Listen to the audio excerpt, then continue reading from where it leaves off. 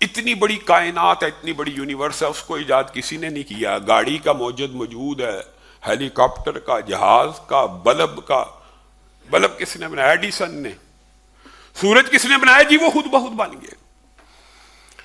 جو nuclear fan reaction میں اور آپ 2000 کے اندر جا کے ہم نیوکلیئر فین ایک ریاکشن کرنے میں کامیاب ہو گئے ہیں، اور ہم اس کو اپنی بہت بڑی انسانی ذہانت قرار دیتے ہیں نیوکلیئر فین کو، کہ یہ انتہائی ذہانت ہے انسان کی، کہ ایٹم کو پھاڑ کر اس قدر توانائی اور انرجی کو ہم نے پیدا کیا۔ یہ انسانی ذہانت کی انتہا ہے۔